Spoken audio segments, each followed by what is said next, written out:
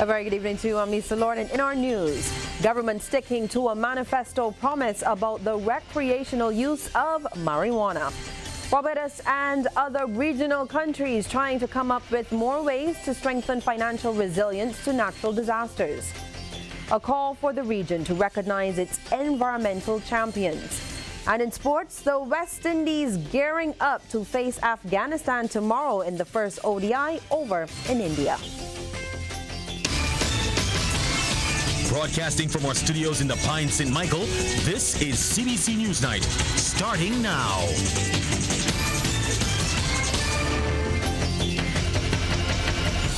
And in our top story, government will be ensuring there are dedicated licenses for medicinal marijuana for the average Barbadian. Prime Minister Mia Amor-Motley says a space must be created for local investment and not only from foreign sources.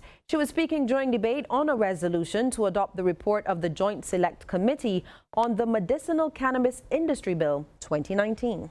Because in a very real way, those who have carried the burden of imprisonment, those who have carried the burden of shame, those who have carried the burden must not simply be looking in from the outside when it comes now to the facilitation of a legal framework and a regulatory framework that makes sense for the country. They must not be looking in from the outside. And this government has been very, very clear, very, very, very clear that we have not come to office to govern for the few, and that we will make wrong things right and we will create opportunities for our people. Well, regarding the use of recreational marijuana, the Prime Minister says they will be sticking to a manifesto promise to put it to a referendum.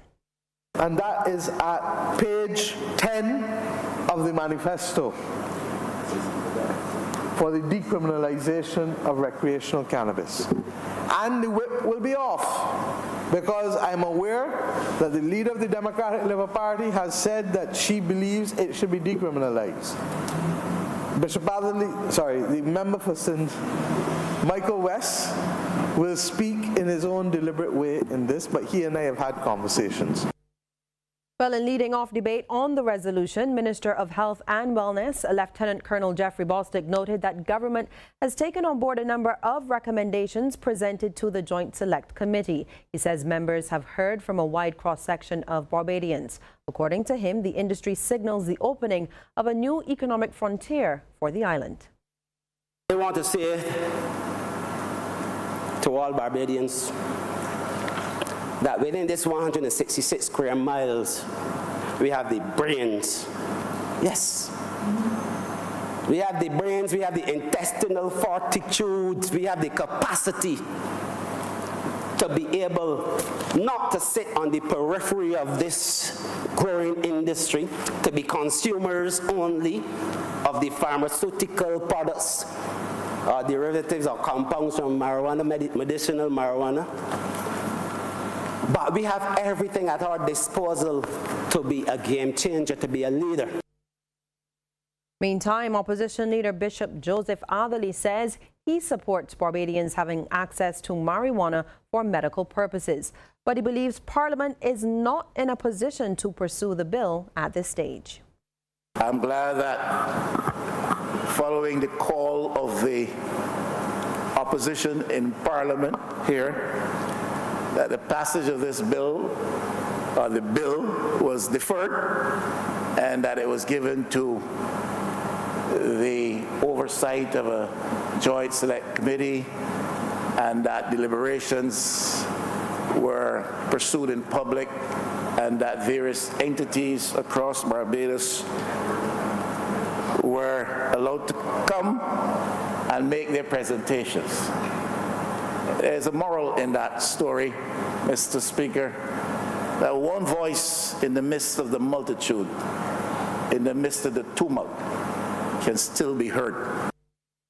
Well, an all-out effort has started to find ways to help Barbados and other Caribbean countries build their financial resilience to natural disasters. Several of the region's donor and development partners examined these issues during the first insurance colloquium held at the Lloyd Erskine Sandiford Center. Our Lisa Broom has more. For 6 months of the year, Caribbean people live in fear of potentially being struck by ever-intensifying storms. Recently, Barbados has been lucky, but the Bahamas, Dominica and Barbuda have not. Hurricane Maria caused damage in excess of 300% of Dominica's GDP. And the recovery process for the already debt-ridden countries is equally as hard. Speaking at this morning's colloquium, Prime Minister Mia Amor-Motley said it's time for the region to put policies in place to build its financial resilience.